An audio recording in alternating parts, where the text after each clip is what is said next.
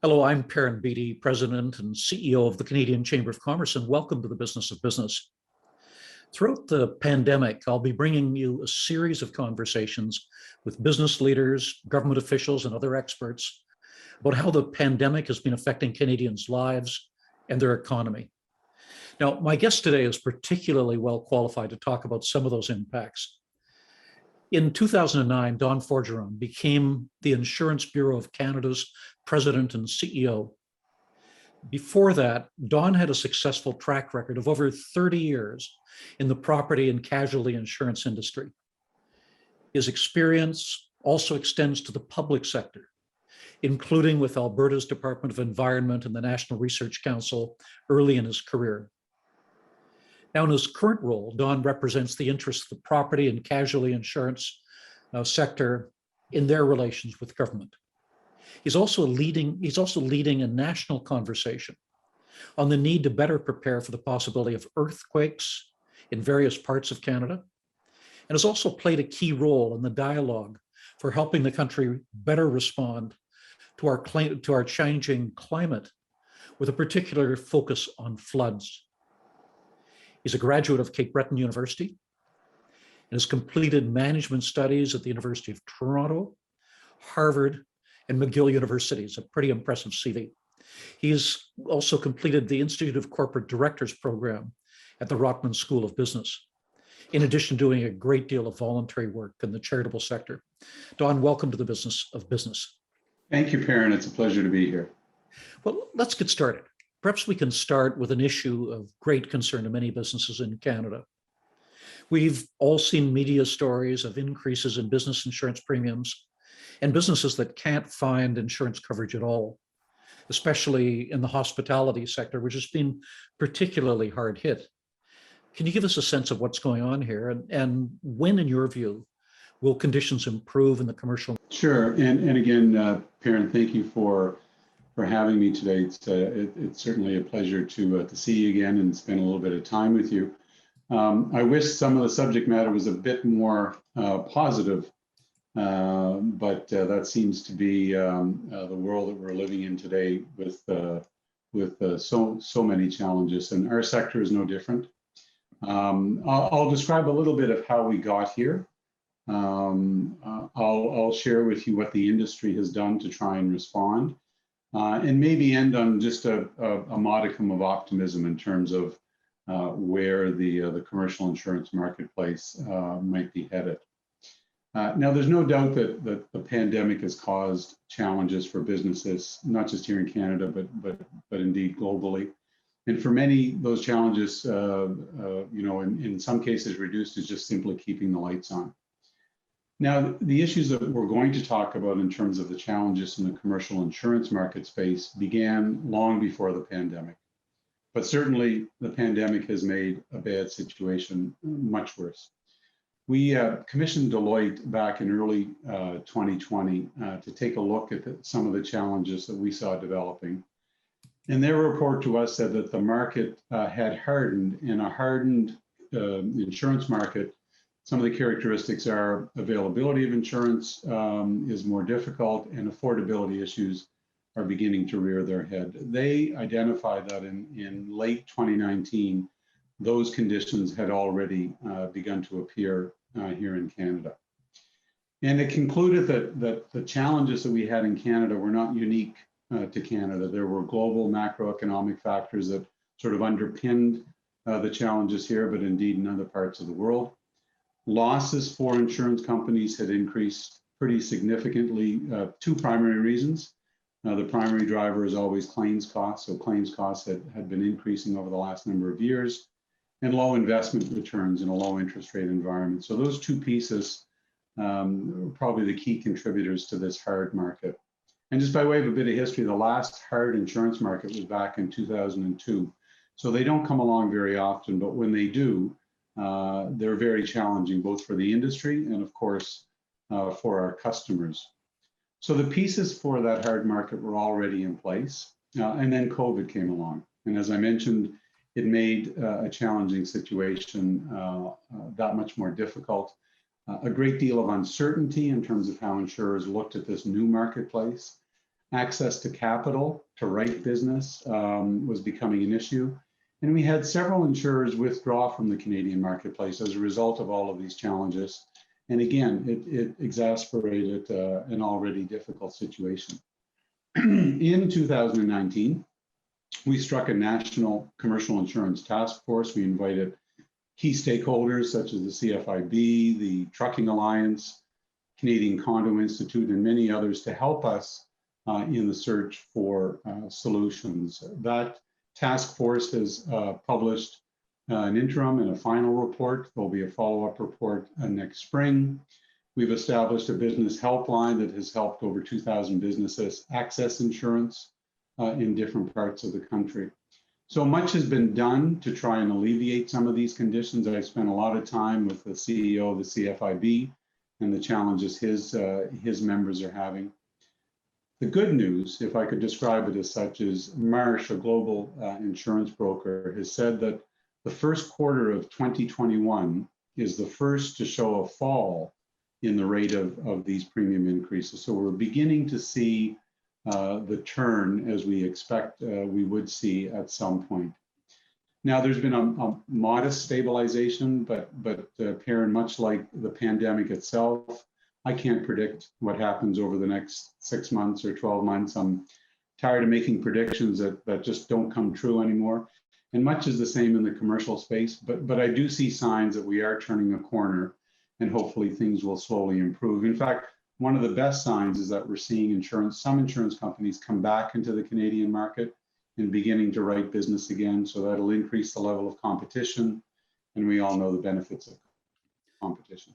So Don, the roots here go back and well predate the arrival of COVID, but COVID really brought it to the fore. And I was impressed by your reaching out to me many months ago to say you were aware of the problem here. You wanted to look at how the industry could be helpful to try to address the needs of these businesses. Can you talk for a couple of minutes about what options are open to businesses that have been affected by this? Well, you and I have both spent time in and around government, and you know that the view is often, if you're not part of the solution, you're going to be viewed as part of the problem. So it was really incumbent upon us as the experts here, as it relates to commercial insurance, to try and be part of that solution and to reach out to the most affected stakeholder groups and try and help them. So an example, Perrin, of some of the work that we did, the condo issue, or strata as they call it in Western Canada. Condo corporations were having a very difficult time in accessing insurance for the corporation itself.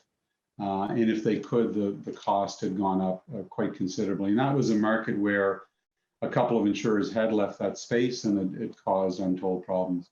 So we worked with the condo corporations, we worked with the condo associations to come up with solutions that involved public policy changes. And so there was a need in Alberta and BC to drastically reform legislation as it related to condo corporations, how condo corporations were run, how they dealt with issues like reserve funding, engineers' reports, and so on. And that will just make them better risks. That really will just improve their profile in the marketplace, so that for those insurers that are writing that business, they will be a better risk, and they ought to get better terms and conditions as a result of that. I mean, some of the basic advice that we give people is your broker, especially as it relates to commercial, is absolutely invaluable. Brokers have access to a number of insurance companies out there and ought to be able to find you the best deal. Here at IBC, what we did for those businesses that kind of went that route and weren't successful or had opted not to, we created what we called our Business Insurance Action Team. So we've actually hired some risk managers and encouraged companies, small businesses, small, medium enterprises that are having trouble to contact us. We work with them, trying to identify where the pain points are. Are they risk related? Can we reduce the risk margin that they have? And then get them in touch with insurers and brokers who might be able to place coverage with them. So, you know, in this era of uncertainty, if small businesses or businesses of any size can reduce that level of uncertainty, can reduce their risk profile, that should augur well in terms of being able to find coverage and find affordable coverage. You mentioned earlier that we've seen a moderation in terms of the increase of premiums. The other element was the availability, obviously, of insurance for many businesses. Do you have a sense as to whether that gap is being closed or not? Absolutely. I think we're seeing two things. So there's been a moderation in terms of the level of rate increase that companies are seeking. The industry is nearing profitability in the commercial space, and that's a good sign. And as those things improve, we will attract more insurers to the marketplace. We're already seeing entrants come back into the condo strata market, and we're seeing the benefits of that. We're seeing a stabilization in prices. It's still too early to see a drop in prices, and again, very difficult to predict when that will happen. But these things happen in cycles, and insurers go through these cycles where there's a period of profitability, competition is healthy, prices are stable, and in many cases, prices fall. And they did up until probably 2 or 3 years ago. Prices had fallen from levels in the in 2005, 2006. And so we've seen this cycle repeat itself. And we expect that at some point in 22, the market will probably return to a much more stable footing. And I think consumers will see the benefit of that. Just looking at the impact of the issue, is it falling disproportionately on SMEs, or do you see it right across the board? We're seeing it right across the board. And I can share with you just a small anecdote. Insurance Bureau of Canada is a trade association, about 250 employees across the country, and we have our own insurance portfolio. And I would just do 4 things such as cyber liability, the usual coverages that a trade association or commercial enterprise would avail themselves of. And I was just reviewing it the other day with our in-house counsel who takes charge of and we've seen a significant increase, especially for things like cyber insurance. So we're not immune to it. So we're seeing it, and I think it affects sort of every level. The larger the organization, the more sophisticated they can be. They have risk managers on site so they can deal with these issues. Unfortunately, for a lot of small businesses, they just don't have that kind of expertise. And I think that's where the reliance on a good commercial broker can really pay dividends for small businesses. Thank you. Earlier, I mentioned the fact that you've been doing an enormous amount of work on the issue of climate change. This is an area where IBC has been extremely active, particularly with the formation of Climate Proof Canada. Can you tell us more about the work of this new coalition? Absolutely, Perrin. I spend, as you mentioned, been CEO of IBC since 2009, and I spend the vast majority of my time talking about climate change, not talking about insurance. It is the issue facing us today, has been for a long time. It's been sidelined the last 18 months or so, but we know it will emerge again as the issue that we need to face globally. The industry has been on this file for many, many years. Some of our member companies had sort of rung the siren bell back in the 70s and the 80s about this emerging threat. And until recently, governments, not just here in Canada, but globally, have been really focused solely on mitigation. And we need to. We've got to curb greenhouse gas emissions if we have any chance of meeting these net zero targets by 2050. And our focus has been obviously to support that, but also we've been pushing very hard for a national adaptation strategy. There is a very clear and present danger that faces this country, and we're seeing it play out every day. We're seeing it play out again now with these wildfires in Western Canada. We're seeing it every spring with flooding that you can set your calendar by. And it's not really well known to a lot of people, but adaptation had equal billing in the Paris Accord. It's often forgotten because the focus has been so much on mitigation. So this spring, we brought together a group of like-minded organizations, including your own, to advocate for a national climate adaptation strategy. And just last week, we had some good news when the federal government announced that they were making a commitment to bring one forward as early as this fall. We have been pushing, as I mentioned, for this for a long time. it needs to be measurable. There needs to be targets. It needs to include the public and private sector. We have to focus on specific risks such as flood, such as wildfire. We have to leverage the private sector capacity, which I think the federal government has acknowledged.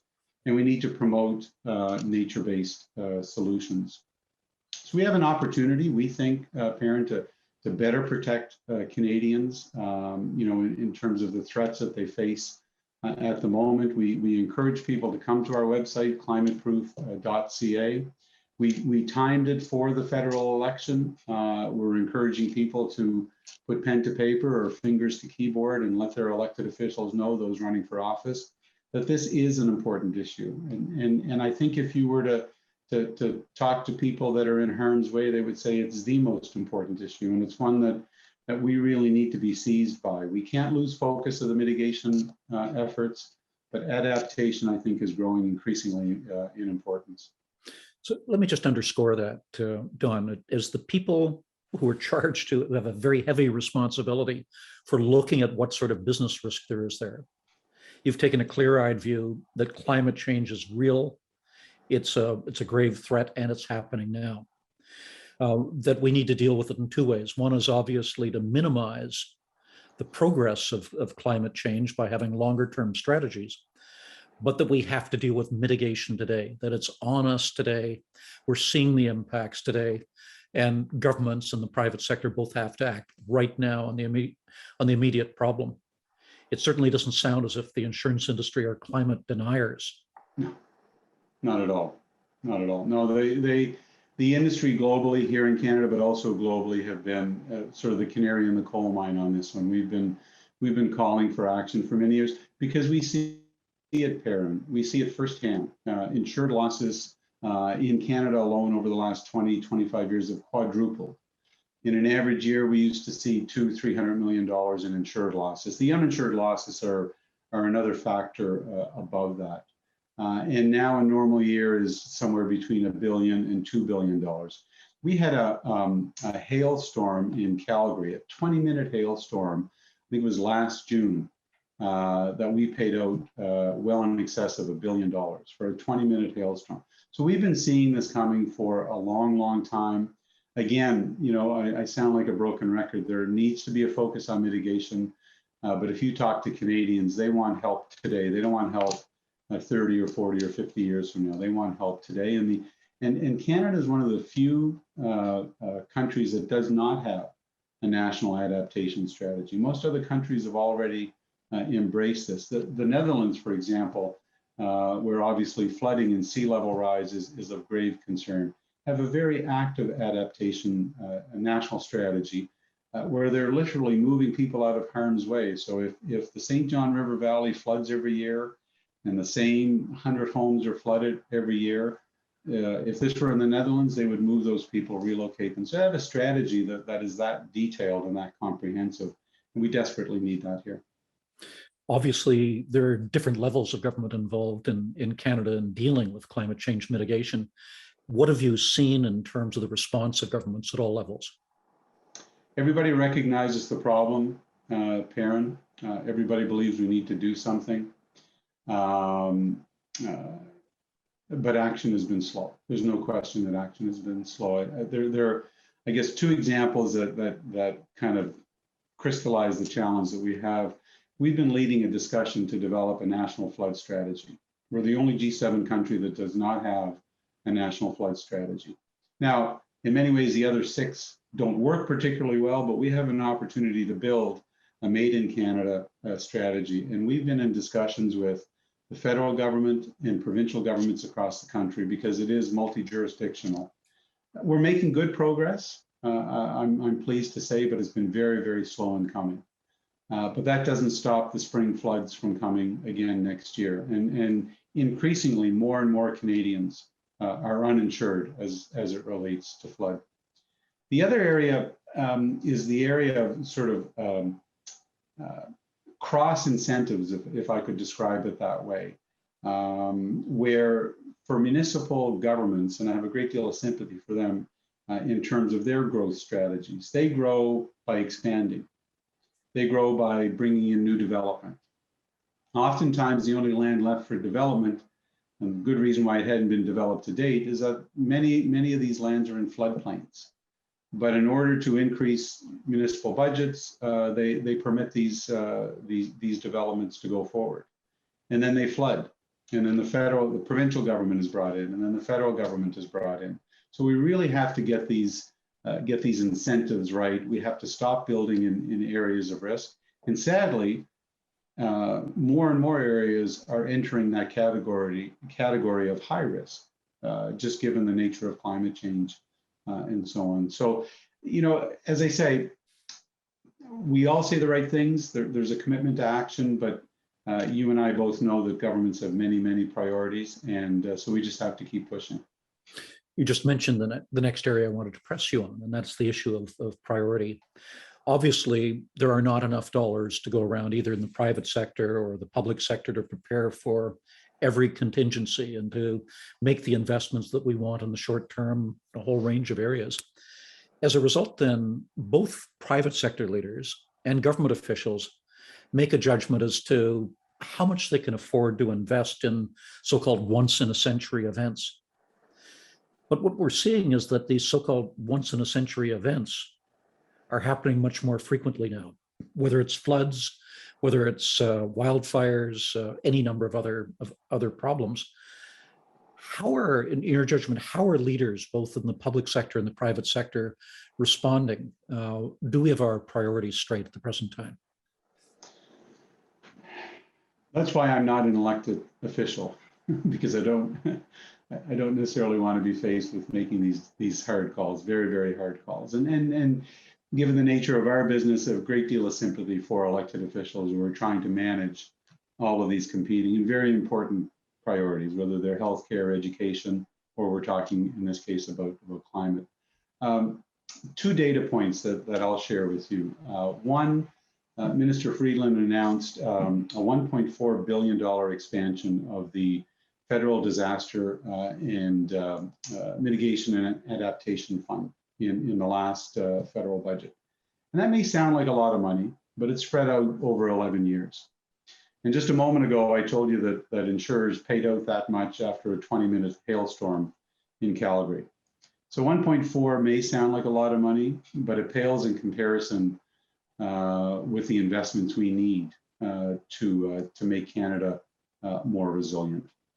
The other data point is, depending on where you are in the world and the type of project, every dollar that we spend on adaptation and resilience is estimated to return $2 to $10 in terms of diminishing future repair costs and recovery costs. So there's no question that it makes eminent economic sense to do these things, and we have example after example. I was on a federal task force earlier this year that put in front of the federal government a series of recommendations on how we can build back better and build back a more resilient Canada. So there's no shortage of ideas out there, and I think it's going to take that political will that we all talk about in order to push some ideas over the top. We're seeing some progress, as I mentioned earlier. The federal government's announcement about a national adaptation strategy is encouraging. I'd like to see all federal parties during this election make similar comments, because that's the kind of leadership I think we need. We hear a great deal of discussion about building back better. Translate that from being a slogan to reality. How can the private sector and government work together to ensure that in dealing with the sort of risks that you're talking about, we truly are building back better? Well, I know that our colleagues on the life insurance side of the insurance industry are starved for infrastructure projects, good infrastructure projects that offer a reasonable return. So we think there's many opportunities here. I know in Canada we've had sort of fits and starts in terms of the Federal Infrastructure Bank. So there's much more that can be done. And again, there's no shortage of ideas out there. For me, Perrin, what frightens me more is what happens if we don't do this. And I've been talking to my team and to my members about the trajectory that we're on. And we're seeing more and more Canadians unable to access insurance. So we act as a bit of a buffer between consumers and the need for federal government aid. But increasingly, the federal government is becoming the insurer, the primary insurer on a lot of these events, whether they're flooding events, wildfire events, not to mention catastrophic events such as earthquakes or tsunamis.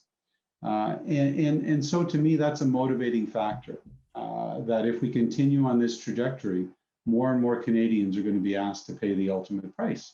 And that's, without stating the obvious, grossly unfair and very avoidable. And when I sat around the table with members of this federal task force, we had leading thinkers from academia, from government, from all walks of life, from the green sector.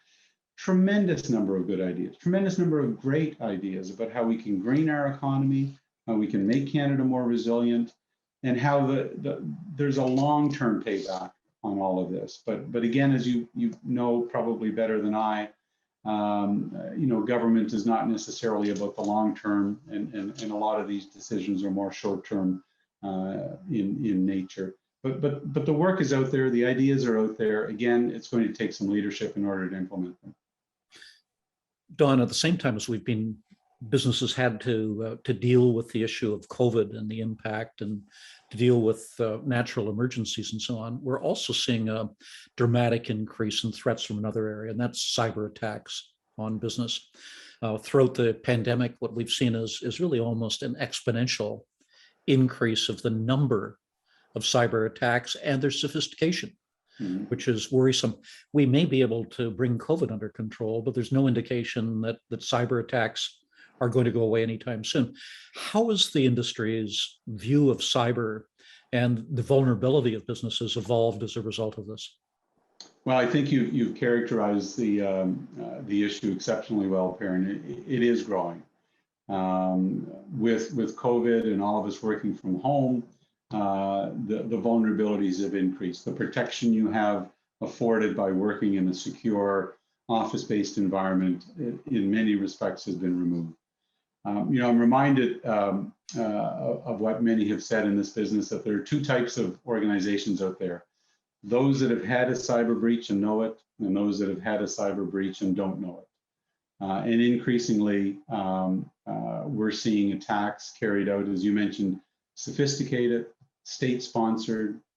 It's a highly lucrative field for the bad guys, and competition is fierce. I know in my own organization, the time that I spend as CEO and my IT team on cybersecurity issues, again, has grown, as you said, exponentially over the last little while.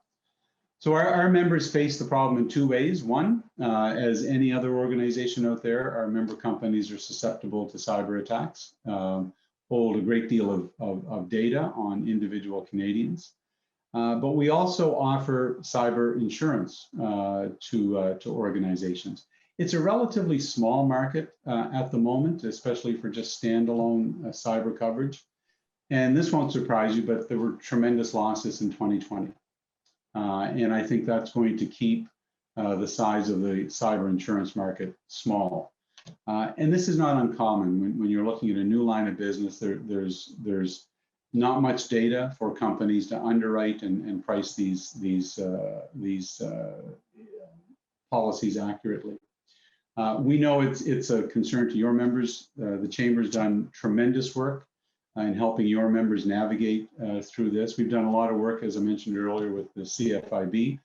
Dan Kelly shared with me recently that 56% of his members were worried about potential cyber attacks, but 2/3 of them don't have the time, the knowledge, or the resources to protect their business. And so that's a huge opportunity for hackers that are out there. So yeah, we've seen a huge increase.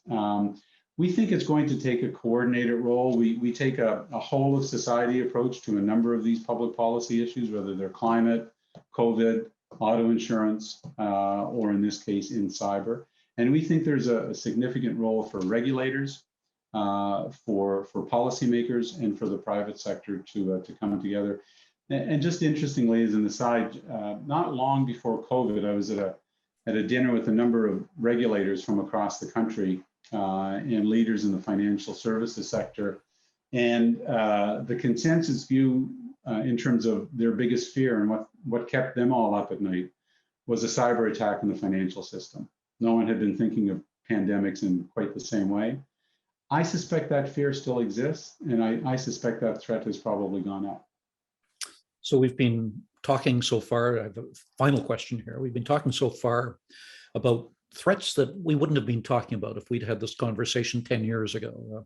COVID, climate change and the impacts, and cyber attacks.